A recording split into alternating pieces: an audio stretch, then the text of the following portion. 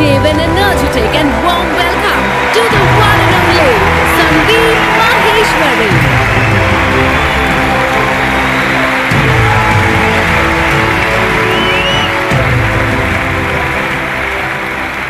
Good morning, everybody. एक छोटी सी request है, एक्सक्यूज मी, आप लोग जो आगे बैठे हुए हैं, स्टेज पे ना लाइट बहुत ज्यादा है, जिसकी वजह से मुझे पीछे तक दिख नहीं रहा है। तो आप एक बार चेक करके बताएंगे पूरा स्टेडियम खाली पड़ा है क्या?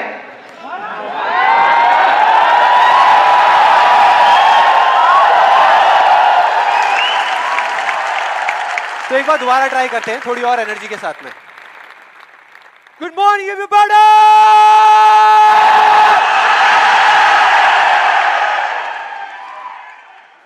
अब कुछ मजा आया। अब लग रहा है कि इस सेशन का नाम अनस्टॉपेबल है।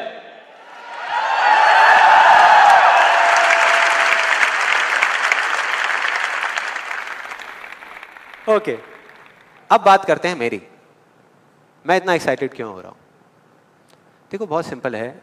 अपने हर सेशन से पहले 15 से 20 मिनट के लिए मैं अपनी आंखें बंद कर लेता हूं। और जब माइंड पूरे तरीके से ब्लैंक हो जाता है, जब माइंड में कोई थॉट्स नहीं होते, तो अपने आप से एक क्वेश्चन करता हूं कि अगर ये दिन मेरी ज़िंदगी का आखिरी दिन हो और मुझे किसी तरीके से पता चल जाए कि मैं कल सुबह नहीं उठने वाला, तो मैं आज क्या करूंगा? ये मेरा क्वेश्चन होता है। और उसके सिर्फ दो ऑप्शंस होते हैं मेरे पास में, दो जवाब होते हैं, और मैं दूसरे ऑप्शन को चुनता हूं। पहला ऑप्शन कि कल जो होने वाला है उसको सोच सोच करके मैं रोता रहूं और परेशान हो जाऊं। दूसरा ऑप्शन कि जो मेरे पास कुछ घंटे बचे हुए हैं ना, उसमें कुछ ऐसा कर जाऊं, कुछ भी, कि जानने के बावजूद भी कि मैं कल सुबह नहीं उठने वाला, फिर भी आज रात को चैन से सो सकूं, बढ़िया नींद आए।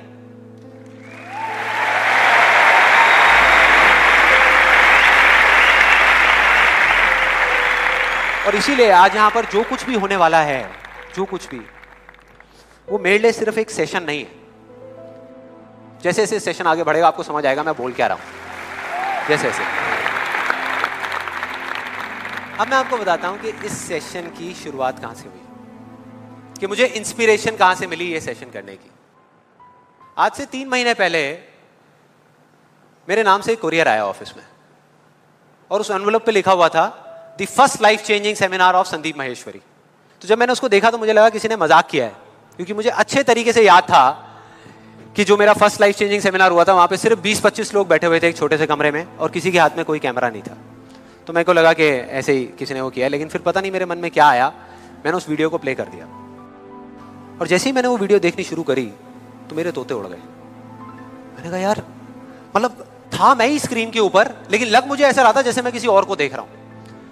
और देखता रहा। जैसे ही वो वीडियो खत्म हुई, उसी टाइम मैंने ये ठान लिया, मैंने ये डिसाइड कर लिया कि अब चाहे कुछ भी हो जाए, अपनी लाइफ के इतने बड़े फेलियर को मैं अपने तक नहीं रखने वाला, इसको शेयर करूंगा पूरी दुनिया के साथ। और आप में से कुछ लोगों को याद भी होगा, मैं अपने इस एक्सपीरियंस के बारे में पहले भी आपको बता चुका हूं कि जब मैं पुणे के एक MBA कॉलेज में गया था और वहां जाकर के ब्लैंक हो गया था। याद है? कितने लोगों को याद है? याद है। तो तब मैंने आपको बताया तो था, लेकिन दिखाया नहीं था, क्योंकि मेरे पास में कुछ था ही नहीं आपको दिखाने के लिए, कोई वीडियो नहीं थी। तो आज मैं आपको दिखाने वाला हूं कि एग्जैक्टली तब क्या हुआ था। Okay, good afternoon everybody. Just call me Sandeep, don't call me sir. And just a few confessions before I start off this session. The first one is, please don't look at me like this with all these frowning faces, because that makes me nervous. And to be honest with you, this is the first time that I am speaking in front of so many people. And second thing is,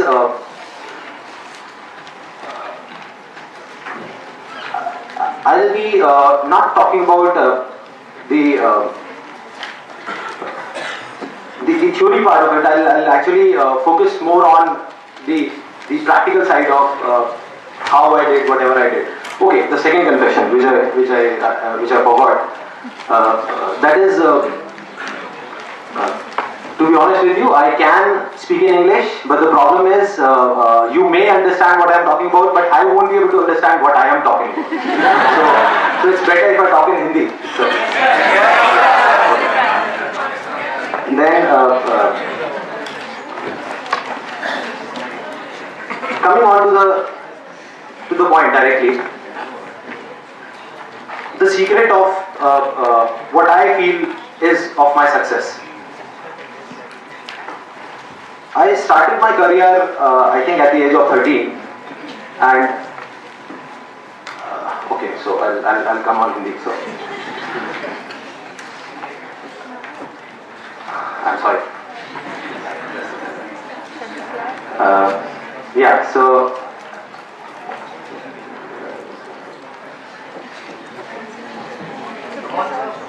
yeah, I'll do it. Images बाजार start कर सकता हूँ तो ये भी कर सकता हूँ. So I think it's not that big a deal.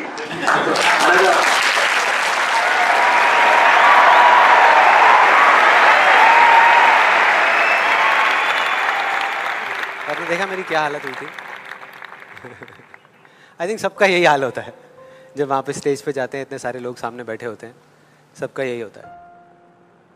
तो जब मैंने ये वीडियो देखी तो मेरे दिमाग में सिर्फ एक ही चीज चल रही थी, सिर्फ एक, कि ऐसा क्यों हुआ कि मैं अपना इतना बड़ा मजाक उड़वाने के बाद भी बाज नहीं आया,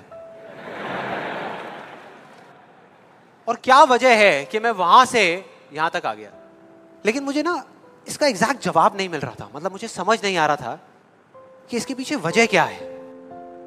और फिर फाइनली एक दिन वो वजह समझ आई. मैंने एक कहानी पढ़ी कहीं पर, और उस कहानी के जब मैं अंदर तक गया तो मेरे को समझ आया कि हाँ, ये वजह है.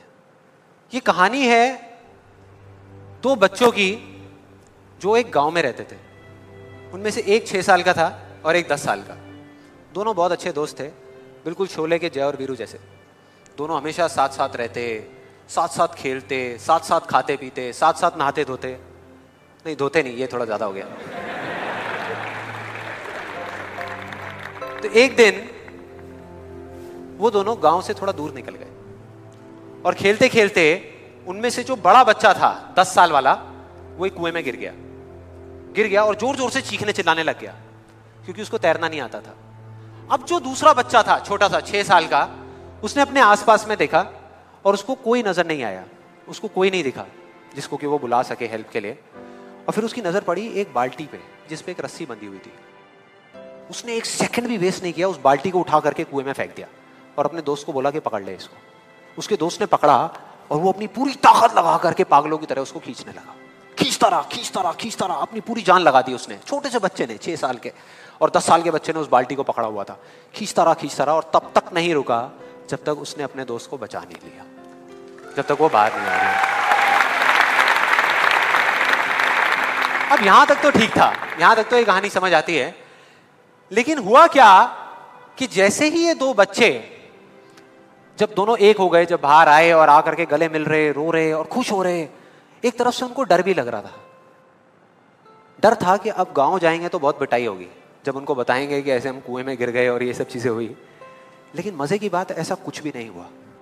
वो जब गांव गए और जा करके उन्होंने अपने घर वालों को बताया, बाकी गांव वालों को बताया, तो किसी ने विश्वास नहीं किया, पूरे गांव वालों ने. और वो अपनी जगह बिल्कुल ठीक थे, क्योंकि उस बच्चे में इतनी ताकत भी नहीं थी कि वो एक बाल्टी पानी से भरी हुई वो उठा सके. तो इतने बड़े बच्चे को इतनी ऊपर खींचना तो बहुत दूर की बात है. लेकिन एक आदमी था उस गांव में, उसने विश्वास कर लिया. उनको सब रहीम चाचा कहते थे, उस गांव के सबसे समझदार बुजुर्गों में से एक. और सबको लगा कि यार ये कभी झूठ नहीं बोलते, अगर ये कह रहे हैं तो जरूर कोई ना कोई बात होगी, कोई ना कोई वजह होगी जिस वजह से ऐसा कह रहे हैं. और फिर सारे गांव वाले इकट्ठे होकर के उनके पास में गए और जा करके बोले कि देखो जी, हमें तो कुछ समझ आ नहीं रहा, आप ही बता दो कि ऐसा कैसे हो सकता है. तो उनको हंसी आ गई. वो बोले कि यार इसमें मैं क्या बताऊं, वो बच्चा बता तो रहा है उसने कैसे किया. बाल्टी को उठा करके कुएं में फेंका, उसके दोस्त ने बाल्टी को पकड़ा, उसने रस्सी को खींचा और अपने दोस्त को बचा लिया. तो आपको पता तो है उसने कैसे किया, बच्चा बता तो रहा है, इसमें मैं क्या बताऊं. तो सारे गांव वाले उनकी शक्ल देख रहे. फिर कुछ देर बाद वो बोले कि सवाल ये नहीं है कि वो छोटा सा बच्चा ये कैसे कर पाया, सवाल ये है कि वो ये क्यों कर पाया, कि उसके अंदर इतनी ताकत कहां से आई है. और बोले इसका सिर्फ एक जवाब है, सिर्फ एक, कि जिस वक्त उस बच्चे ने ये किया, उस टाइम पे उस जगह पर दूर दूर तक कोई नहीं था उस बच्चे को यह बताने वाला कि तू ये नहीं कर सकता।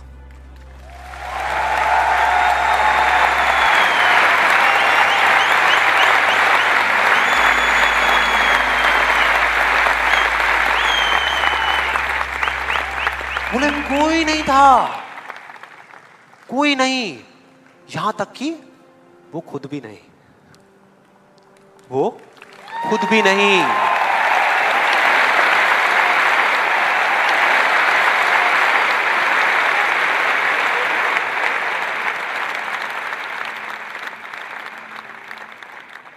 अब मैं आप लोगों से पूछता हूं कि अगर कुछ ऐसा हो जाए, अगर आपको भी उस बच्चे की तरह किसी की आवाज सुनाई ना दे जो आवाजें आपको रोकती है, ना किसी और की ना अपनी, तो क्या होगा? मजा आ जाएगा, राइट? उस बच्चे की तरह आपको भी कोई नहीं रोक पाएगा। You will be unstoppable, right? Yes और नो? यस और नो? यस और नो? थियोरेटिकली तो ये बात बहुत अच्छी लग रही है सुनने में, लेकिन अगर हम प्रैक्टिकली देखें तो सिर्फ यस बोलने से काम नहीं चलने वाला। ये आप सबको भी पता है और मुझे भी पता है। ये जो अनस्टॉपेबल बनने वाला काम है, उसके लिए क्या करना पड़ेगा? 2 दीवारें तोड़नी पड़ेगी। 2 दीवारें, पहली बनी है दूसरों की आवाज की, कि आपके ऊपर दूसरों की आवाजों का असर होना बंद हो जाए, और दूसरी आपकी खुद की आवाज। ये ज्यादा बड़ी दीवार है। तो अब देखते हैं कि इस पहली दीवार को कैसे तोड़ना है। उस कहानी में उस बच्चे के आसपास में कोई नहीं था उसको रोकने वाला, लेकिन क्या रियल लाइफ में ऐसा होता है? यस और नो? नो। क्या होता है कि हम एक काम करने की सोचते हैं, करना शुरू भी नहीं करते, सिर्फ सोचते हैं कि हमको ये काम करना है, और सामने से 4 लोग आ जाते हैं रोकने के लिए। 4 लोग आ जाते हैं तरह तरह की बातें करने के लिए कि ये नहीं हो सकता। अरे बड़ा इम्प्रैक्टिकल सा आइडिया है। जब कोई नहीं कर पाए तो तू क्या करेगा? होता है ऐसा? कितने लोगों के साथ ऐसा हुआ है? सबके साथ हुआ है और होता रहता है। और मेरे साथ तो पता नहीं कितनी बार हुआ है। किसी के साथ कुछ ज्यादा ही हुआ है लगता है। लगता है उनको राह चलते भी, मेट्रो में भी कोई मिलता है, अबे तू नहीं कर पाएगा, चल।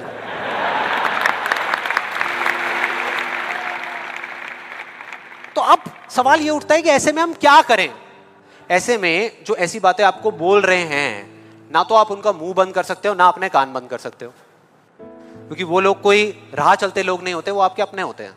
आपके अपने फ्रेंड्स हैं, रिलेटिव्स हैं, आपके घर में हैं, आपके ऑफिस में हैं। तो मैं आपको ये नहीं बोल सकता कि आप क्या करो ऐसी सिचुएशन में, लेकिन मैं ये बता सकता हूं कि मैं क्या करता था।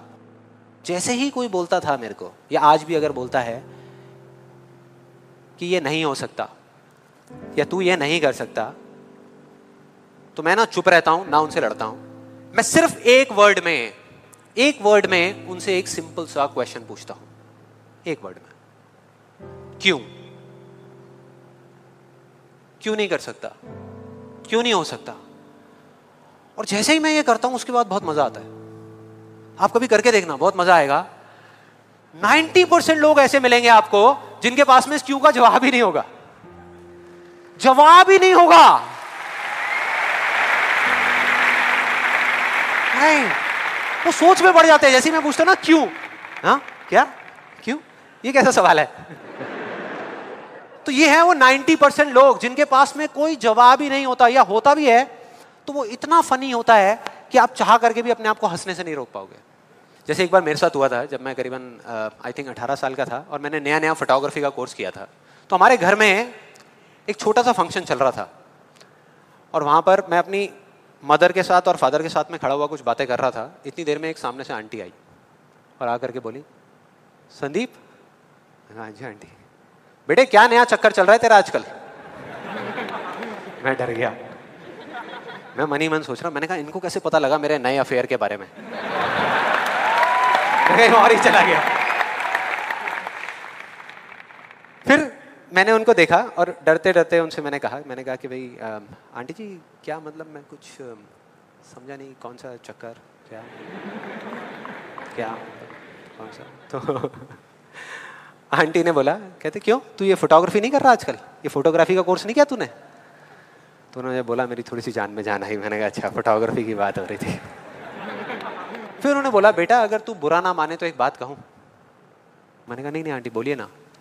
बेटे मेरी अगर तू माने ना, तो ये जो तू फोटोग्राफी के चक्करों में पड़ा है ना, ये सब बेकार की चीज़ें हैं। इससे अच्छा ये है कि तू कोई और ढंग का काम कर ले या अपनी पढ़ाई लिखाई में ध्यान दे। मैंने वही किया जो मैं हमेशा करता था। मैंने कहा क्यों आंटी जी, आपको ऐसा क्यों लगता है कि मेरा फोटोग्राफी में कुछ नहीं हो सकता, ये फोटोग्राफी बेकार की चीज़ क्यों है?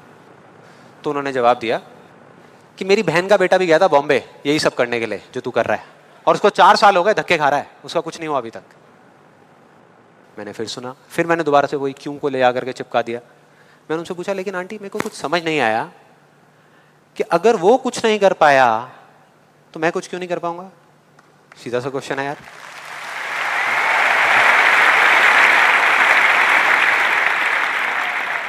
वो थोड़ी सी इरिटेट हो गई, लेकिन उसके बाद जो उन्होंने बोला, उस दिन मेरा कम से कम 10 किलो खून बढ़ गया होगा हंसते हंसते। उन्होंने गुस्से से मेरे से पूछा, कहते तेरे कितने % आए थे 12th में?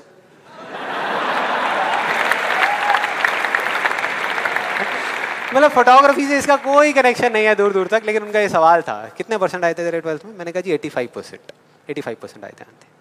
फिर उन्होंने एक अजीब सा एक्सप्रेशन दिया, मेरे को ऐसे देखा जैसे कि मेरे से बड़ा बेवकूफ़ इस पूरी दुनिया में कोई नहीं है, और बोली उसके 92% आए थे।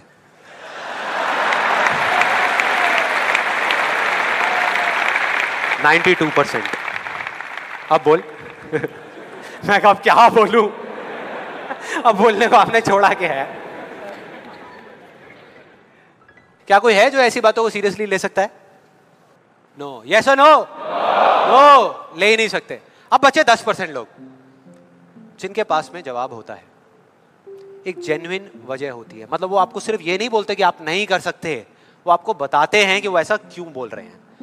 तो मुझे जब भी कोई ऐसा मिलता है तो मैं उनके पास में जाकर के शांति से बैठता हूं, उनकी सारी बात को समझता हूं, फिर अकेले में जाकर के उस प्रॉब्लम का सॉल्यूशन निकाल लेता हूं और अपने पूरे दिल से उस इंसान को थैंक्स करता हूं, क्योंकि इनडायरेक्टली ऐसे लोग हमको हेल्प करते हैं आगे बढ़ने में।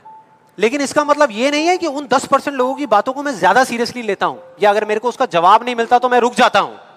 क्योंकि जवाब नहीं है इसका मतलब ये नहीं कि हम चलना बंद करते हैं। फॉर एग्जाम्पल, अगर हम अपने घर से ये सोच करके निकले हैं कि जब सारी लाइट्स ग्रीन हो जाएंगी तब मैं अपने घर से निकलूंगा, तो निकल पाएंगे कभी? कोई भी ऐसा कुछ आपको बोलता है आकर के कि आप ये नहीं कर सकते, तो समझ लेना कि वो बोल तो आपको रहा है, लेकिन उसका इशारा आपकी तरफ नहीं है। वो बस इतना सा कहना चाहता है क्योंकि मैं इस काम को नहीं कर सकता।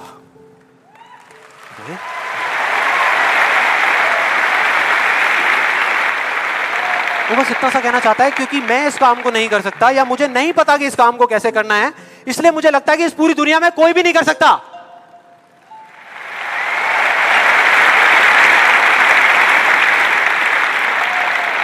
आप में से कितने लोगों ने कहावत सुनी है कि किसी पे जुल्म करना पाप है, लेकिन जुल्म सहना उससे भी बड़ा पाप है?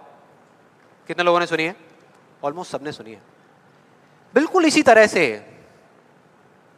तरह से कोई इंसान अगर जिंदगी में कुछ करना चाहता है ना, या कुछ बनना चाहता है, तो उसको जा करके ये बोलना कि तू ये नहीं कर सकता, उसकी हिम्मत को तोड़ना, उसकी उम्मीद को तोड़ना एक बहुत बड़ा पाप है। क्योंकि कई बार कुछ लोगों के पास में सिर्फ एक उम्मीद होती है और कुछ भी नहीं, लेकिन वहीं दूसरी तरफ किसी को इतना हक देना कि वो आ करके आपके सामने खड़ा हो जाए और आपको कुछ भी बोलता रहे, आपकी उम्मीद को तोड़ दे, आपकी हिम्मत को तोड़ दे, और आप चुपचाप खड़े खड़े उसको देखते रहो, कुछ भी ना कहो, कुछ भी ना करो, ये उससे भी बड़ा पाप है।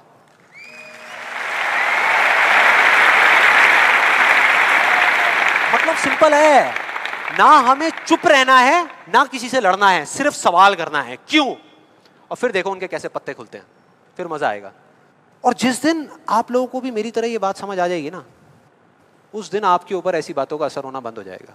मतलब कि उस दिन ये जो पहली दीवार है जिसकी मैंने बात करी थी, वो अपने आप ही टूट जाएगी। उसके बाद इस पूरी दुनिया में किसी में दम नहीं होगा कि वो आपको आगे बढ़ने से रोक सके, सिवाय एक इंसान के। सिवाय एक इंसान के। कोई बताएगा कौन है वो? आप खुद। एग्जैक्टली, आप खुद। और यही है वो दूसरी दीवार, यही है वो दूसरी दीवार जो पहली वाली से कई गुना बड़ी है। कई गुना बड़ी है। आज से बहुत साल पहले मैंने एक कहानी सुनी थी जिसका एक बहुत बड़ा इंपैक्ट हुआ था मेरी लाइफ पे। ये कहानी है एक ऑफिस की और उसके एम्प्लॉइज की। एक बार एक ऑफिस में जितने भी एम्प्लॉइज सुबह सुबह जब ऑफिस आते हैं अपने अपने कैबिन में, तो उनकी डेस्क के ऊपर एक लेटर पड़ा होता है, एक लेटर रखा हुआ होता है, और उस लेटर में लिखा था कि वो इंसान, इस कंपनी का वो एम्प्लॉय जिसकी वजह से आपकी प्रमोशन नहीं हो रही थी या जिसकी वजह से आप आगे नहीं बढ़ पा रहे थे, उसकी डेथ हो गई, वो मर गया है। और अब अगर आप आखिरी बार उस एम्प्लॉय की शक्ल देखना चाहते हैं तो ये एड्रेस है, यहां पर अगले 1 घंटे में पहुंच जाइए। जैसे ही उस एड्रेस पे गए तो वहां पर एक कॉफिन पड़ा हुआ था। कॉफिन होता है, उसको जब लोगों ने दूर से देखा तो एक तरफ तो सबको दुख हो रहा था, बुरा लग रहा था कि यार ये नहीं होना चाहिए था, और दूसरी तरफ से उनको थोड़ी बहुत खुशी भी हो रही थी कि चलो अच्छा है, मेरी रास्ते का जो सबसे बड़ा पत्थर था वो हट गया। लेकिन फिर एक एक करके जैसे ही वो लोग उस कॉफिन के पास गए और जा करके उन्होंने उस एम्प्लॉय की शक्ल देखी उस कॉफिन के अंदर, तो उन्हें खुद पे शर्म आने लगी, क्योंकि उस कॉफिन में कोई नहीं था, सिर्फ एक शीशा था, एक मिरर था जिसमें उनकी खुद की शक्ल दिख रही थी।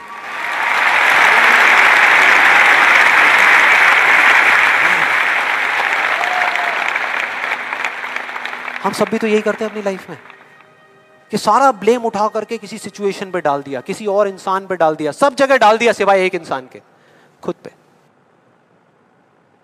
यहां पर कितने लोग इस बात को मानते हैं जो मैंने अभी अभी कही कि आपके रास्ते का सबसे बड़ा पत्थर और कोई नहीं, आप खुद ही हो? कितने लोग मानते हैं? सब लोग मानते हैं।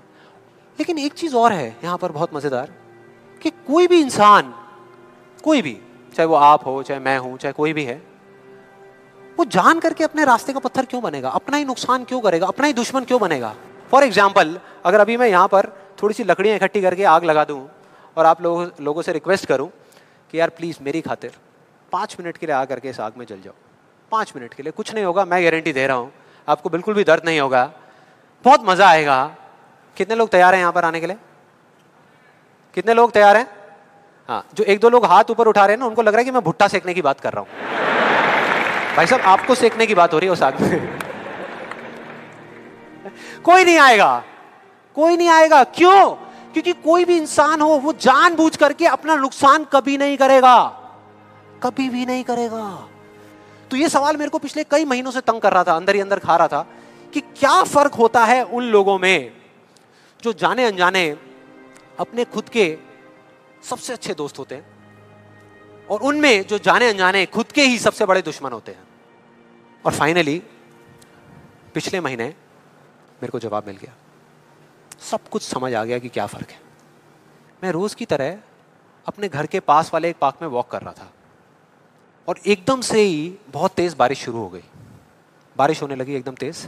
तो मैंने इमीडिएटली अपने हाथ ऐसे रखे ताकि मेरे चश्मे पे पानी ना आए और जा करके सीधा एक शेड के नीचे चला गया। उसके कुछ सेकंड्स के अंदर अंदर उस शेड के नीचे और भी बहुत सारे लोग इकट्ठे हो गए। लोग तरह तरह की बातें कर रहे थे, मैं अपने आसपास में सुन रहा था।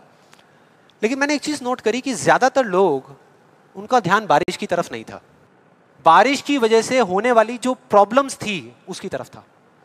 जैसे मेरे यहाँ पे थोड़ा सा आगे जाकर के 2 लड़के खड़े हुए थे, वो आपस में बात कर रहे थे कि भाई आज ट्रैफिक का बड़ा बुरा हाल होने वाला है, बारिश इतनी तेज हो रही है। तो वो इस तरीके की बातें कर रहे हैं। एक वहाँ पे अंकल जी थे पीछे, वाइफ को बोल रहे थे कि भाई मैंने तेरे को पहले ही कहा था कि छाता रख ले, छाता रख ले, अब देख मैं ऑफिस के लिए लेट हो जाऊंगा। तो इस तरह की बातें हो रही थी, तरह तरह की।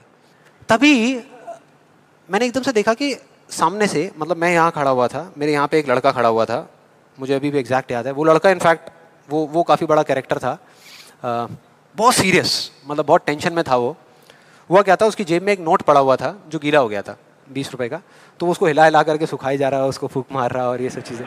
तो मैं पहले, मेरा ध्यान उसकी तरफ था, फिर मैंने जैसे ही उधर देखा तो उधर से एक आदमी आ रहा था शेड की तरफ। उसका भी एक हाथ ऐसे था, लेकिन दूसरे हाथ से उसने अपनी बच्ची का हाथ पकड़ा हुआ था, छोटी सी बच्ची, 4-5 साल की, बड़ी प्यारी बच्ची। फर्क ये था कि उस बच्ची का हाथ ऐसे नहीं था, उसका हाथ ऐसे था, ऐसे था। और वो बच्ची बड़ी प्यारी प्यारी हरकतें कर रही थी। मैंने देखा वहां से, ऐसे उसका हाथ था, बार बार उस पर पानी की बूंदें गिर रही, वो इकट्ठा कर रही और पी रही। इकट्ठा कर रही और पी रही, इकट्ठा कर रही और पी रही। तो जैसे ही वो शेड के पास आए, मैं थोड़ा सा साइड हो गया। तो इधर वो मेरे नोट सुखाने की मशीन थी, इधर मैं सोच रहा था अपने भी नोट निकाल के दे दूं, भाई ये भी सुखा दे।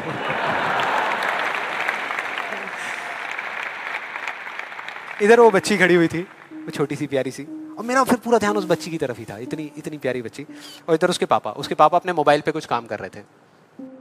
वो बच्ची को अभी भी चैन नहीं आया, शेड के नीचे आ गई, लेकिन अभी भी बार बार अपना हाथ बाहर निकाल के, एक हाथ से पापा को पकड़ा हुआ डर रही, दूसरे हाथ से ऐसे बाहर निकाल के बार बार पानी भर रही और पी रही। कभी पानी भर रही, अपने मुंह पे फेंक रही। फिर थोड़ी देर बाद पता नहीं उसके मन में क्या आया, उसने अपने पापा से पूछा कि पापा ये बारिश रोज क्यों नहीं होती? बड़ा अजीब सा क्वेश्चन था। उसके पापा ने कहा, वो अपने मोबाइल पे लगे हुए थे, हाँ बेटा होगी होगी, रोज होगी, रोज होगी, रोज होगी। वो बच्ची फिर अपने खेल में लग गई। फिर थोड़ी देर बाद पता नहीं क्यों उसने दोबारा से पूछा अपने पापा से, बताओ ना पापा रोज क्यों नहीं होती? इस बार उसको कोई जवाब नहीं मिला, लेकिन मुझे मिल गया। मुझे सब कुछ समझ आ गया कि क्या वो वजह है, क्या फर्क होता है उन लोगों में जो खुद के सबसे अच्छे दोस्त होते हैं और खुद के सबसे अच्छे दुश्मन होते हैं। क्या फर्क है उन दोनों लोगों में? देखो बहुत सिंपल है। जब बारिश होती है आसमान से, हम सबके ऊपर होती है, क्या एक जैसे होती है या अलग अलग तरीके से होती है? एक जैसे होती है, कोई पार्शियलिटी नहीं करती। आप अमीर हो, गरीब हो, काले हो, गोरे हो, बच्चे हो, बड़े हो, कोई फर्क करती है क्या बारिश? नहीं करती, सब पे एक जैसी होती है। बिल्कुल उसी तरह से वो शक्ति, वो एनर्जी जिससे पूरी दुनिया चल रही है, जिससे अभी अगर आप अभी फील करने की कोशिश करो, आपकी सांसें चल रही है, मेरी सांसें चल रही है। जिस शक्ति में इतनी ताकत है कि अगर वो चाहे तो एक सेकंड में, एक सेकंड भी नहीं लगेगा, इस पूरी दुनिया को खत्म कर सकती है, और एक सेकंड के 1/100वें हिस्से में इस दुनिया को दोबारा से बना भी सकती है। उसको आप साइंटिफिकली चाहे एनर्जी का नाम दे दो, चाहे स्पिरिचुअली भगवान कहो, आत्मा कहो, परमात्मा कहो, कुछ भी कहते रहो, उससे कोई फर्क नहीं पड़ता। और बिल्कुल उस बारिश की तरह उस शक्ति की भी बारिश हम सब पर होती रहती है, उस एनर्जी की भी बारिश होती रहती है, और सब पर एक जैसे होती है। फिर चाहे आप अमिताभ बच्चन हो, बिल गेट्स हो, कोई भी हो, कोई फर्क नहीं पड़ता। आप इस स्टेज पे खड़े हो या वहां बैठे हो, कोई फर्क नहीं पड़ता। तो फर्क क्या है? देखो बहुत सिंपल है, वही फर्क जो उस बारिश में था, जो मैंने नोट किया उस बच्ची के बीच में और औरों के बीच में। कुछ लोगों का हाथ ऐसे होता है और कुछ का ऐसे होता है, यही फर्क।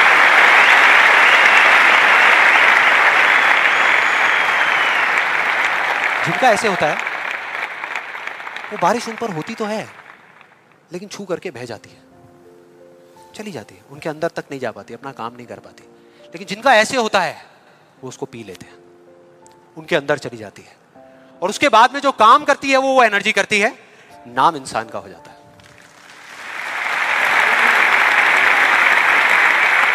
नाम हो जाता है कि वो कर रहा है, वो कर रहा है, वो कर रहा है। अरे कौन कर रहा है? वही एनर्जी पीछे से काम कर रही है। हम क्या कर सकते हैं? अगर मैं आपको कहूं कि हमारी बॉडी के जितने भी फंक्शंस हैं, उसमें से 99% फंक्शन से ज्यादा ऐसे हैं, डाइजेशन से लेकर के, ब्रीदिंग से लेकर के, ये सारी चीजें जो हम कंट्रोल नहीं करते, जो हमारे कंट्रोल में है ही नहीं। 1% चीजें हम कंट्रोल करते हैं और 100% क्रेडिट ले जाते हैं। और अब मजे की बात पता है क्या है? सबसे मजेदार बात कि यहां पर हम जितने भी लोग बैठे हुए हैं ना, हम सबको पता है कि अगर हमारे हाथ अभी ऐसे हैं तो ऐसे कैसे लाने हैं, क्योंकि बचपन में हम सबके बाय डिफॉल्ट हाथ ऐसे ही थे, सबके। फिर धीरे धीरे कुछ लोगों के यहां चले गए, कुछ के यहीं रह गए। जिनके यहां रह गए उनको हम सक्सेसफुल बोलते हैं, जिनके यहां चले गए उनको हम फेलियर्स बोलते हैं, अलग अलग फील्ड्स में। तो कोई बताएगा कि ऐसा क्या था जो बचपन में हम एक दिन में हजारों बार करते थे और अब हजारों दिनों में एक बार भी नहीं करते? याद करो वो बच्ची क्या कर रही थी उस पार्क में, बार बार क्या कर रही थी? एग्जैक्टली क्वेश्चन पूछ रही थी, मतलब के सवाल कर रही थी। Let's give a big hand for her.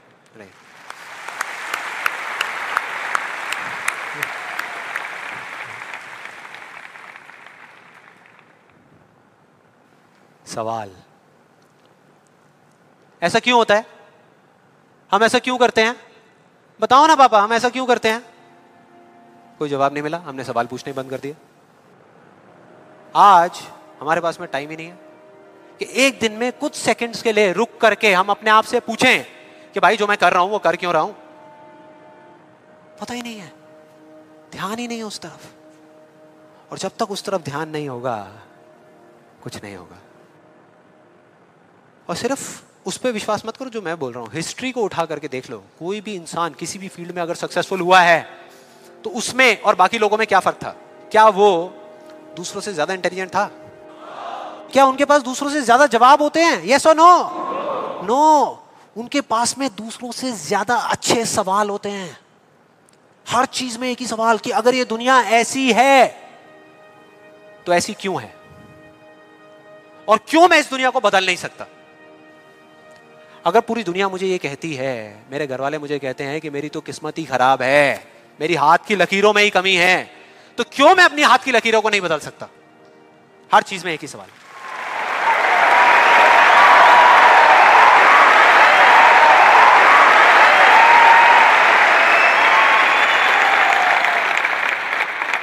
और दूसरी तरफ किसी फेलियर के पास चले जाओ, उनके पास आपको सिर्फ जवाब मिलेंगे, सवाल एक भी नहीं। सिर्फ एक्सक्यूजेस मिलेंगे, सिर्फ बहाने मिलेंगे, बस। सवाल पूछ ही नहीं रहे तो जवाब मिलेगा कहां से? कहां से मिलेगा? मिल ही नहीं सकता।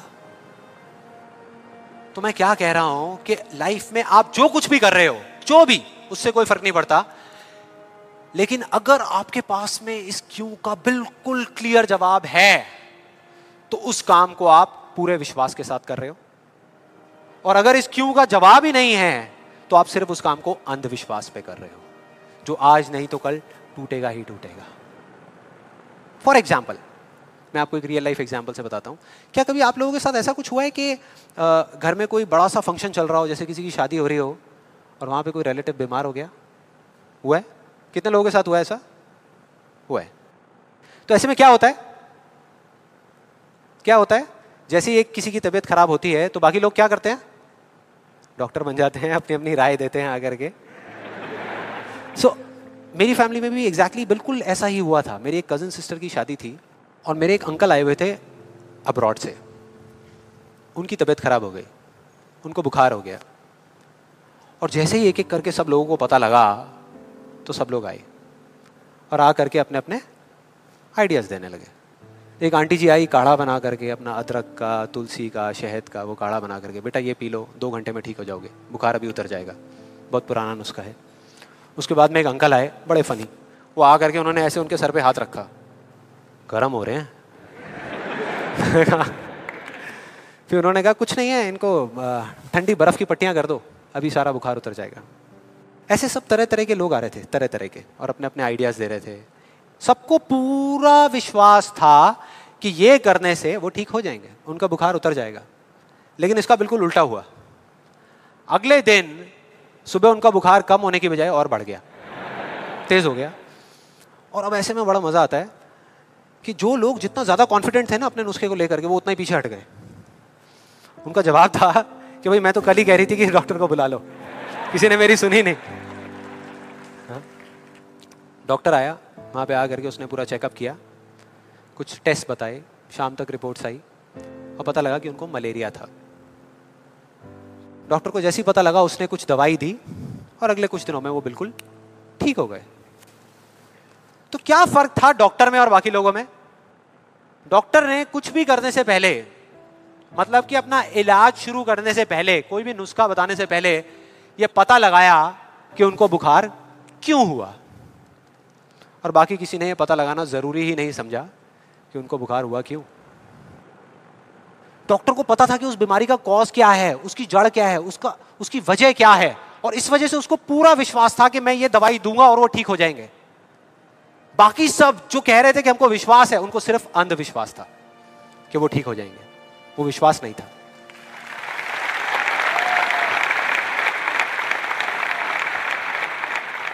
इन दोनों के बीच में ना इतना एक बिल्कुल पतली सी लाइन का फर्क होता है, विश्वास में और अंधविश्वास में, जिस वजह से बहुत बार हम अपने अंधविश्वास को विश्वास का नाम दे देते हैं। और इसका आज की डेट में सबसे बड़ा एग्जाम्पल, सबसे बड़ा, वो है लॉ ऑफ अट्रैक्शन। सुना है? यहां पे कितने लोगों ने सुना है लॉ ऑफ अट्रैक्शन के बारे में? ऑलमोस्ट सबने सुना है।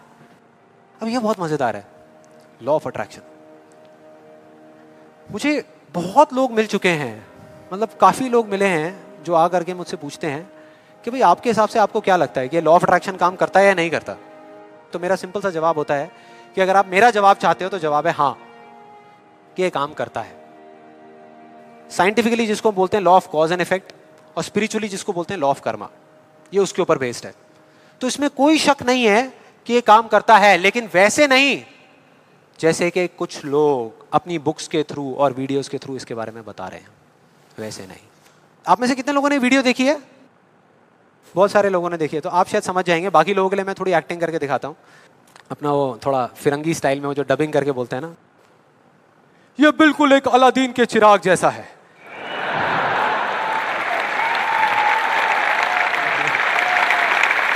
बिल्कुल ऐसा लगता है किसी चमत्कारी बाबा की बात हो रही है कि वो आशीर्वाद रखेंगे और काम हो जाएगा 1 सेकंड में। बिल्कुल ऐसा लग रहा है सुनने में। ये बिल्कुल एक अलादीन के चिराग जैसा है, आपको सिर्फ हुक्म देना है कि आप क्या चाहते हैं। आपको बंगला चाहिए, आपको गाड़ी चाहिए, आपको पैसा चाहिए, आपको सिर्फ बताना है कि आपको क्या चाहिए, फिर देखिए क्या होगा। ये प्रकृति आपके सुर से सुर मिलाएगी, ताल से ताल मिलाएगी।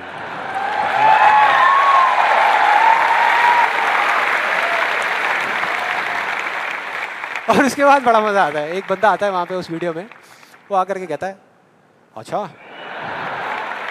इतना आसान है, तो मैं 3 लड़कियों के साथ डेट पे जाना चाहता हूं। 3 लड़कियों के साथ। और उसको बोलते हैं, उसको जवाब मिलता है उस लॉ ऑफ अट्रैक्शन वाले लोगों से, आपको कुछ भी नहीं करना, आपको सिर्फ एक पेंटिंग बनानी है। अपनी एक पेंटिंग बनाइए जिसमें आप बैठे हैं और साथ में 3 लड़कियां बैठी है, और फिर देखिए क्या होता है। वो बंदा पेंटिंग बनाता है। उसके कुछ दिन बाद किसी चमत्कार की वजह से वो लड़का एक पार्क में बैठा होता है, उसके आसपास में 3 लड़कियां बैठी होती हैं, और उसमें से एक लड़की उसको अंगूर खिला रही होती है। भाई क्या है ये? क्या है ये? अगर मजाक नहीं है तो आप में से कितने लोगों ने ये ट्राई किया? मैं लॉ ऑफ अट्रैक्शन की बात कर रहा हूं, 3 लड़कियों के साथ डेट पे जाने की बात नहीं कर रहा। ऐसे पता नहीं कितने एग्जाम्पल्स हैं उस बुक में, उस वीडियोस में। एक सबसे फनी एग्जाम्पल जो बहुत लोग ट्राई कर रहे हैं, आई एम श्योर यहाँ पे भी बहुत लोगों ने ट्राई किया होगा, कार पार्किंग का। उसमें एक आदमी बोलता है, मैं जब अपने घर से निकलता हूँ तो मैं सोचता हूँ कि वो गाड़ी की जो पार्किंग है वो मेरे लिए खाली पड़ी होगी, और मैं जैसे ही जाता हूँ वो पार्किंग मेरे लिए खाली पड़ी होती है, और मैं जा करके अपनी गाड़ी लगा देता हूँ। क्या कमाल है यार। देखो कई बार मुझे 1-2 मिनट वेट भी करना पड़ता है, लेकिन फिर वो जगह अपने आप मेरे लिए खाली हो जाती है। मैं क्या करता हूं, मैं सिर्फ सोचता हूं वो जगह मेरे लिए खाली। कमाल है यार। हाँ, बढ़िया लग रहा है ना सुनने में, अच्छा लगता है। ये सारी बातें सबको अच्छी लगती है, किसको नहीं लगेंगी? सच बताऊं, मुझे भी अच्छी लगेंगी सुनने में। बुरी किसको लगेगी? कि सोचना शुरू कर दो और गाड़ियों की पार्किंग मिलनी शुरू हो जाएगी। ये आई एम श्योर बहुत लोगों ने ट्राई किया होगा। कितने लोगों ने ट्राई किया है? आपके हिसाब से काम करता है ये? अच्छा, एक सवाल है, हमेशा करता है या कभी कभी करता है? कभी कभी करता है। लेकिन फिर वो एक लॉ कैसे हुआ? लॉ उसे कहते हैं जो एक ही कंडीशन में अगर सेम कॉज हो तो उसका सेम इफेक्ट आना चाहिए, उसको लॉ कहते हैं। सिंपल है भैया। अगर कंडीशन सेम है, आप एक ही जमीन पे 2 बीज बोओगे आम के, तो दोनों आम के पेड़ ही बनेंगे, एक एप्पल का पेड़ नहीं बन सकता। सीधा सा फंडा है। तो इसका मतलब कहीं ना कहीं कुछ कंफ्यूजन है, कुछ गड़बड़ है। तो मैं एक बहुत बड़ा यहाँ पर एक कमिटमेंट करने वाला हूँ, एक बहुत बड़ा चैलेंज करने वाला हूँ इन वीडियोस के अंदर। मेरा ओपन चैलेंज है उन लोगों को जिन्होंने ये बुक लिखी है और जिन्होंने ये वीडियोस बनाई है, क्योंकि उनसे ज़्यादा कौन जानता है इस लॉ के बारे में। वो जानते हैं कि वो क्या कह रहे हैं, वो समझते हैं कि वो क्या कह रहे हैं। तो मेरा ओपन चैलेंज है कि हम एक शर्त लगाते हैं, इस दुनिया में कहीं पर भी एक पार्किंग लॉट चूज करेंगे जो थोड़ा सा बिजी रहता हो, और वहां पर वो एक स्पॉट आइडेंटिफाई करेंगे, पार्किंग का स्पॉट, और अपने लॉ ऑफ अट्रैक्शन की पूरी पावर लगाएंगे। लगा सकते हैं, क्या दिक्कत है? सोचना ही तो है। सोचते रहेंगे, फील करते रहेंगे, मेरे को ये जगह मिलेगी मिलेगी मिलेगी। करो। जिस दिन उनको वो जगह मिल गई, मेरा एक कमिटमेंट है और मैं ये ओपन चैलेंज कर रहा हूं, उनको मैं 1 लाख रुपए दूंगा। और जिस दिन नहीं मिली, उन्हें मुझे सिर्फ 10,000 रुपए देने हैं, सिर्फ 10,000 रुपए। मतलब 1 का 10। कुछ लोगों का दिमाग चलना शुरू हो गया, अबे ये बढ़िया यार, मैं जा रहा हूं। मैं आ रहा हूं इस चैलेंज के लिए। कितने लोगों को लगता है कि वो आएंगे, इस चैलेंज को एक्सेप्ट करेंगे? कितने लोगों को लगता है नहीं आएंगे? वो नहीं आएंगे, वो आ ही नहीं सकते, क्योंकि उन्हें भी पता है कि सच क्या है और झूठ क्या है। वो सब अच्छे तरीके से इस बात को जानते हैं, क्योंकि मैं जिस लॉ के बेसिस पे बात कर रहा हूं, मैं कोई थियोरेटिकल कॉन्सेप्चुअल बात नहीं कर रहा, मैं बात कर रहा हूं लॉ ऑफ प्रोबेबिलिटी के बेस पे, जिसके बेस पे इस दुनिया के सारे कैसीनोस चल रहे हैं। एक बिजी पार्किंग है 100 गाड़ियों की, उनको उस स्पॉट पे पार्किंग मिलने की प्रोबेबिलिटी क्या है? 1:100 एग्जैक्टली, 1%। उनको नहीं मिलने की क्या है? 99:100। मतलब यहां पर एक बहुत बड़ा मैसेज है, जरूरी नहीं है जो बातें सुनने में अच्छी लग रही है वो एक्चुअल में अच्छी हो। यहां किसी ने बैंक लोन लिया हुआ है? किसी ने कोई बैंक लोन लिया हुआ है? हाँ, तो जो आपने बैंक लोन लिया हुआ है, आपकी मंथली EMI जाती होंगी बैंक को, इंस्टॉलमेंट जाती होंगी, जाती हैं? तो अब मैं आपको 2 ऑप्शंस देने वाला हूं, 2 ऑप्शंस। आप बताना आपको सुनने में कौन सा ऑप्शन ज्यादा अच्छा लग रहा है। पहला ऑप्शन कि आप जो काम कर रहे हो उसको पूरा दिल से करो, दिन रात करो, खूब काम करके जो आप पैसा कमाते हो उससे वो इंस्टॉलमेंट्स पे कर दो। दूसरा ऑप्शन है कि आपको ये सोचना है कि बैंक अपना जो लोन है वो माफ कर देगा और अपना पैसा वापस मांगना बंद कर देगा, और रातों रात कहीं से आपके कोई दूर के अंकल आपको 25-25 हजार रुपए महीने के चेक भेजना शुरू कर देंगे। कौन सा ऑप्शन ज्यादा अच्छा लग रहा है सुनने में, पहला या दूसरा? दूसरा। यही वजह है, इसी वजह से ये सब हो रहा है। वो जो झूठ बोल रहे हैं ना, उनकी कोई गलती नहीं है,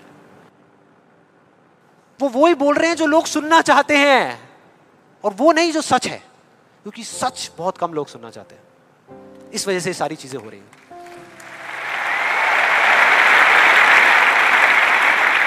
और मैं इस सेशन का आपको एक फाइनल एग्जांपल देने वाला हूं, जिसके बाद में अभी आपके मन में जितने भी डाउट चल रहे होंगे ना, वो सारे धीरे धीरे क्लियर हो जाएंगे।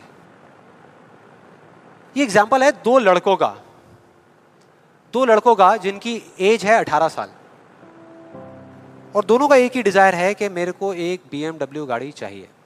दोनों का यही है, और अगले 10 साल के अंदर अंदर चाहिए, बस तरीका थोड़ा सा अलग अलग है। जो पहला लड़का है उसने क्या किया, अपना एक गोल सेट किया। उसने एक अपनी डायरी में लिख दिया, पोस्टर्स ला करके उस गाड़ी के अपने घर में लगा दिए जगह जगह पर, 24 घंटे उस गाड़ी के बारे में सोचने लग गया कि ये गाड़ी मुझे चाहिए चाहिए चाहिए। रोज रात को बैठ करके फील करता कि मेरे को गाड़ी मिल गई है, आवाजें निकालता, जू जू जू ये वो, और करते करते ब्रेक मार रहा है, ये कर रहा है, वो कर रहा है। एक्चुअल में नहीं मिली है, इमेजिन कर रहा है, फील करने की कोशिश कर रहा है, उस गाड़ी को एक्सपीरियंस करने की कोशिश कर रहा है, क्योंकि ऐसा बहुत बुक्स में लिखा हुआ है। लॉ ऑफ अट्रैक्शन में भी यही बताया गया है। यस और नो? अब इसको करने से क्या हो रहा था? पहले उसकी सिर्फ एक विश थी, एक चाह थी कि हाँ मेरे को ये गाड़ी मिल जाए, नहीं भी मिले तो कोई फर्क नहीं पड़ता, लेकिन अब उसका वो बर्निंग डिजायर बन गया। अब उसको गाड़ी हर हालत में चाहिए ही चाहिए अगले 10 साल में। अब आप में से कुछ लोग सोच रहे हो, आप में से कितने लोगों ने मेरा इल्यूजन टू रियलिटी वाला सेशन देखा है? आप सोच रहे हो यार आपने इल्यूजन टू रियलिटी में भी तो यही बात करी है, और आप खुद ही उसके अगेंस्ट बोल रहे हो। लग रहा है कुछ लोगों को, लग रहा है ऐसा लग रहा है। देखो मैंने क्या कहा था आपको अभी थोड़ी देर पहले, कि विश्वास और अंधविश्वास में सिर्फ एक पतली सी लाइन का फर्क होता है, इधर कुछ और इधर कुछ और। अगर आप ध्यान से मेरी जितनी भी वीडियोस देखोगे, आज तक मैंने जो कुछ भी कहा उसको देखोगे, तो मैंने किस चीज के बारे में बात करी है? किसी चीज को हासिल करने के बारे में, गाड़ियों के बारे में, पैसे के बारे में, बंगले के बारे में, या किसी काम पे फोकस करने के बारे में? काम पे फोकस करने के बारे में, चीज के बारे में नहीं। मतलब इस टेक्निक में कोई कमी नहीं है। इस टेक्निक को यूज जो लोग कर रहे हैं 90% वो गलत तरीके से कर रहे हैं, जिस वजह से प्रॉब्लम्स क्रिएट हो रही है। अब दूसरे लड़के की बात करते हैं, उसमें और इसमें क्या फर्क था। दूसरा जो लड़का था उसका भी डिजायर था कि मुझे ये गाड़ी चाहिए, बस एक छोटा सा फर्क था। उसने एक सवाल पूछ लिया अपने आप से, उसने एक सवाल पूछ लिया अपने आप से कि मुझे ये गाड़ी क्यों चाहिए, क्यों चाहिए। अब ये काम ना बड़ा बोरिंग लगता है सुनने में कि यार क्यों चाहिए, ये सोचने की क्या जरूरत है, सीधा गाड़ी लो ना, शॉर्टकट फटाफट। लेकिन नहीं, उसने ऐसा नहीं किया, उसने गलती नहीं करी, उसने पूछ लिया। और जब हम सवाल पूछते हैं तो क्या होता है, जवाब मिलता है, जवाब मिलता है, और उसको मिल गया। जवाब ये था कि मैं ये गाड़ी इसलिए चाहता हूं क्योंकि मैं अपने फ्रेंड्स को, अपने रिलेटिव्स को, इस पूरी दुनिया को ये प्रूव करना चाहता हूं कि मैं भी सक्सेसफुल हो सकता हूं।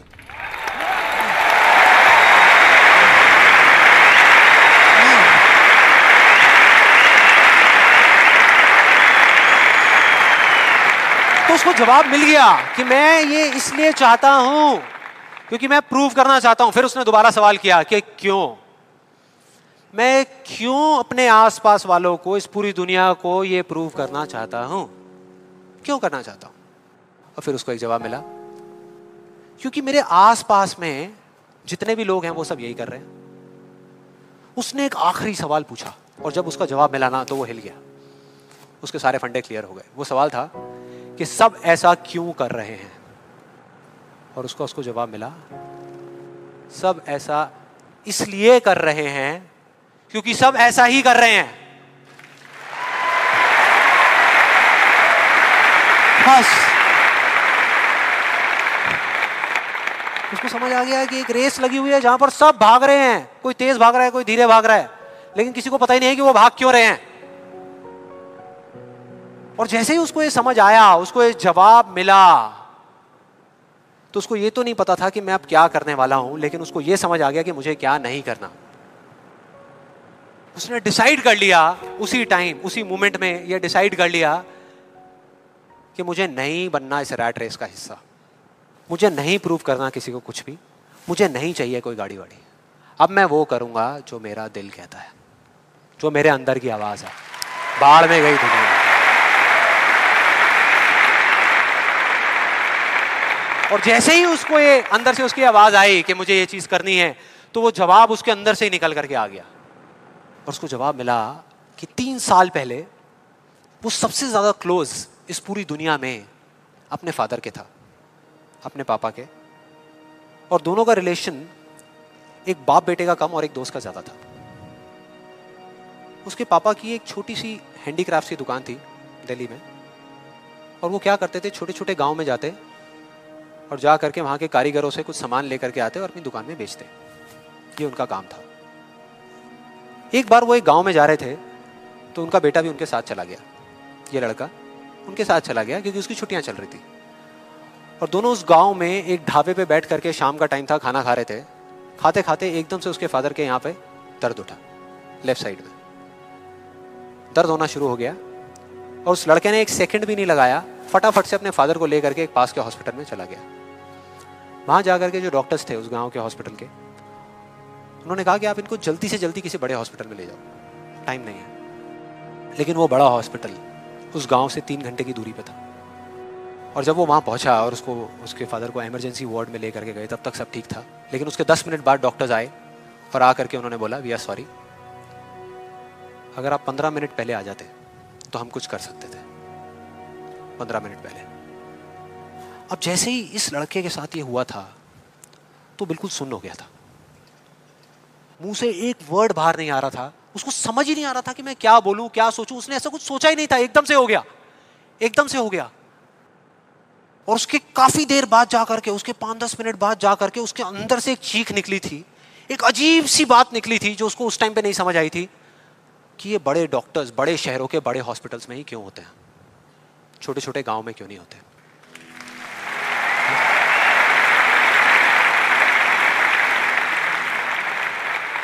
उस टाइम उसको नहीं समझ आया, आज समझ आ गया। उसको समझ आ गया कि मेरे साथ ऐसा क्यों हुआ था, जिससे कि मैं एक डॉक्टर बनूं और जा करके छोटे छोटे हॉस्पिटल्स में काम करूं, ना कि एक गाड़ी खरीदूं।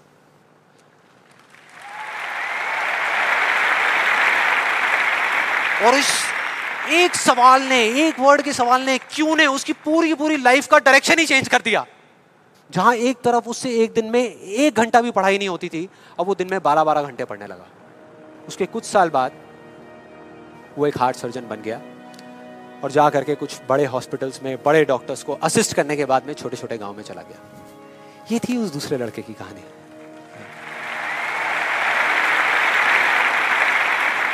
10 साल हो गए हैं, तब दोनों 18 साल के थे, आज दोनों 28 साल के हो चुके हैं। लेकिन क्या दोनों की लाइफ में थोड़ा बहुत फर्क होगा? एक बार देखते हैं एग्जैक्टली कि क्या फर्क होगा। जो पहला लड़का था उसने इस लॉ को पूरे विश्वास के साथ प्रैक्टिस किया, लॉ ऑफ अट्रैक्शन को पूरे विश्वास के साथ कि ये काम करता है, करेगा करेगा, इतने लोग बोल रहे हैं गलत थोड़ी होंगे, पूरी दुनिया बोल रही है कि ये काम करता है। उसने किया, लेकिन फ्यूचर किसी के हाथ में नहीं है ना, उसको नहीं मिला, उसको वो गाड़ी नहीं मिली। क्या होगा उसके साथ में? क्या होगा? खुश रहेगा? टूट जाएगा, पागल हो जाएगा, बिखर जाएगा, समझ ही नहीं आएगा कि हो क्या रहा है मेरे साथ में। यह है एक सिचुएशन। दूसरी सिचुएशन कि उसको BMW गाड़ी नहीं मिली लेकिन होंडा सिटी मिल गई। अब क्या होगा? खुश रहेगा? रह ही नहीं सकता, रह ही नहीं सकता, क्योंकि ये गोल सेटिंग करके और ये सब करके उसने अपने डिजायर को बढ़ा लिया, अपने अंधविश्वास को इतना बढ़ा लिया कि अब उसको वो ही गाड़ी चाहिए और किसी गाड़ी से उसका काम ही नहीं चलने वाला। जबकि अगर दूसरे एंगल से देखा जाए तो एक 28 साल के लड़के के लिए जो मिडिल क्लास बैकग्राउंड से बिलोंग करता है, अपने पैसों की एक होंडा सिटी गाड़ी खरीदना भी बहुत बड़ी बात होती है, राइट? बहुत बड़ी बात होती है। अब तीसरी सिचुएशन ये बहुत इंटरेस्टिंग है। मान लो 10 साल में एक चमत्कार हुआ, उसने कई तरह के काम करे और उसको BMW गाड़ी मिल गई। अब क्या होगा? खुश रहेगा? सेटिस्फाइड हो जाएगा अपनी लाइफ से, बैठ जाएगा आराम से, हाँ, मिल गई, यही तो चाहिए था, मिल गया, हो गया काम, लाइफ बढ़िया हो जाएगी उसकी। उसका लालच और बढ़ जाएगा, उसका अंधविश्वास और बढ़ जाएगा। वो कहेगा कि अगर इस लॉ ऑफ अट्रैक्शन को प्रैक्टिस करके मुझे 10 साल में ये गाड़ी मिल सकती है तो अगले 5 साल में एक इतना बड़ा घर क्यों नहीं मिल सकता? यस और नो? मतलब कि उसको सब कुछ मिल चुका होगा लेकिन वो उसको छोड़ करके फ्यूचर के अंदर किसी और चीज को पकड़ लेगा। सब कुछ होने के बाद भी वो फ्यूचर में जिएगा और उसकी हालत बिल्कुल एक ऐसे खरगोश के जैसी हो जाएगी जिसके सर के सामने किसी ने डंडा लगा करके गाजर को टांग दिया। इमेजिन करो कैसा होगा वो खरगोश, जो उस गाजर को देख तो सकता है, बिल्कुल उसकी आंखों के सामने है, उसको खाने के लिए भाग भी सकता है लेकिन कभी खा नहीं सकता, मरते दम तक सिर्फ भाग सकता है, खा नहीं सकता। क्योंकि उसकी जो खुशी है वो उस काम में नहीं है जो वो काम कर रहा है, किसी चीज में है, बाहर है, उसके अंदर नहीं है। अब देखते हैं दूसरे लड़के को। ये बहुत इंटरेस्टिंग है कि इस दूसरे लड़के का क्या होगा। 10 साल हो गए, वो छोटे छोटे गांव में जा करके अपना काम कर रहा है और पहली सिचुएशन, उसको गाड़ी नहीं मिली, BMW गाड़ी उसको चाहिए थी 10 साल पहले लेकिन आज नहीं मिली, तो क्या होगा? क्या होगा? खुश रहेगा। उसकी खुशी किसी गाड़ी में नहीं है, किसी चीज में नहीं है, उसके काम में है। कल जो मिलने वाला है उसमें नहीं है, आज जो वो कर रहा है उसमें है।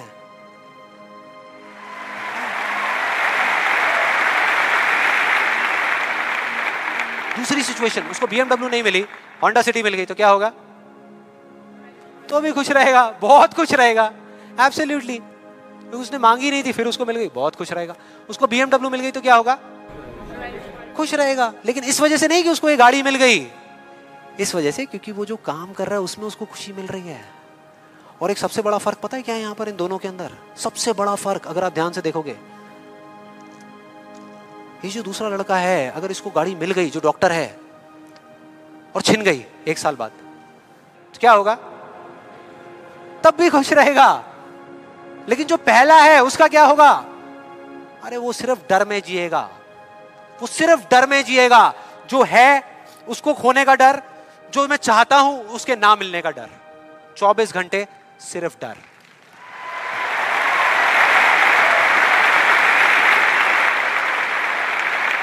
डर ही डर, सब कुछ होगा उसके पास में लेकिन फिर भी अंदर से डरा हुआ होगा, यार कोई मेरी गाड़ी ले ना ले, अरे कोई इस पे स्क्रैच ना मार दे।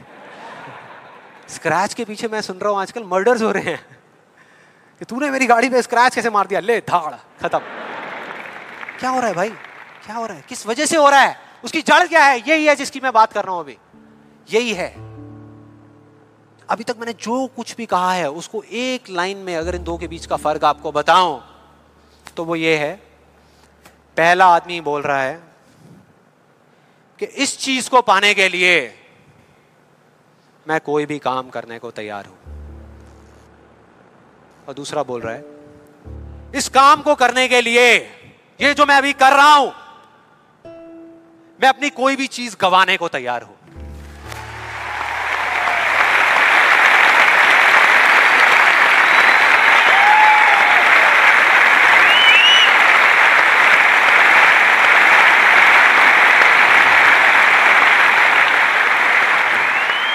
एक की जिंदगी का मकसद है, जो पहला है पाना, हासिल करना, उस चीज पे कब्जा करना किसी भी तरीके से, बस वो चीज मेरे हाथ में आ जाए। फिर चाहे इसके लिए उसको धर्म के रास्ते पे चलना पड़े या अधर्म के, वो चलेगा। उसको सही काम करना पड़े या गलत करना पड़े, वो करेगा।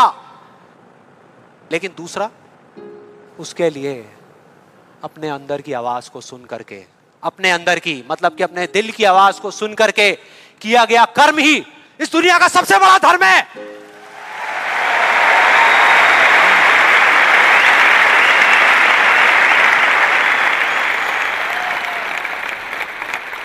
बस यही एक मकसद है उसकी जिंदगी का, अंदर की आवाज को सुनते जाओ, चलते जाओ, सुनते जाओ, चलते जाओ, जो होगा देखा जाएगा।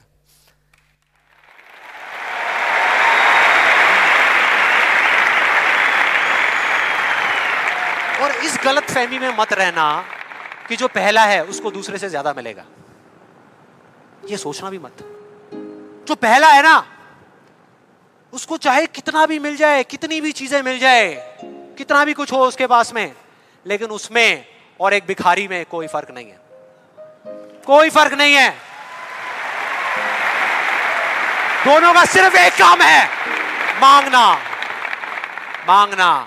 तो अगर उसको मिला भी, पहले वाले को अगर मिला भी, तो बस इतना ही मिलेगा जितना वो मांग सकता है या जहां तक वो सोच सकता है, उससे ज्यादा नहीं मिल सकता। लेकिन जो दूसरा है, उसको जिस दिन मिलना शुरू होगा ना, बिना कुछ मांगे, बिना मांगे, वो इतना होगा, इतना होगा जितना वो खुद तो क्या, इस पूरी दुनिया में कोई सपने में भी नहीं सोच सकता, सपने में भी नहीं सोच सकता।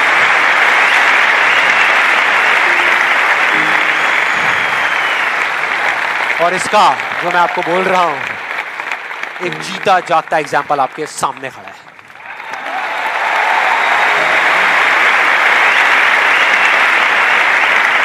और जिस दिन आपने भी मेरी तरह इस रास्ते पे चलना शुरू कर दिया, तो वो दिन दूर नहीं है जब आपके पास सब कुछ होगा, आपके आसपास में जो आपको चाहिए उससे बहुत ज्यादा होगा, सब कुछ होगा, लेकिन फिर भी अपना कुछ भी खोने का डर नहीं होगा।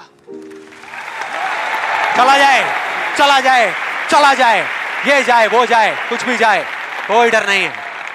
और ये डर नाम की दीमक है ना, जो लोगों की आंखों में दिखती है, जो अंदर ही अंदर लोगों को खोखला कर रही है, वो आपके अंदर जाना तो दूर, आपको छू भी नहीं पाएगी, छू भी नहीं पाएगी। You will be fearless। ना जीने का लालच, ना मरने का डर। जो करोगे यहां से करोगे।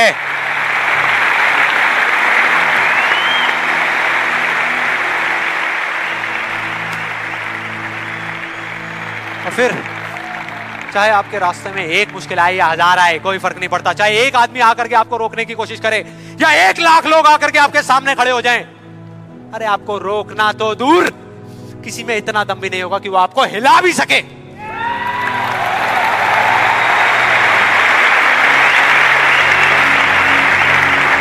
क्योंकि उस दिन आप पर खुद उसका हाथ होगा।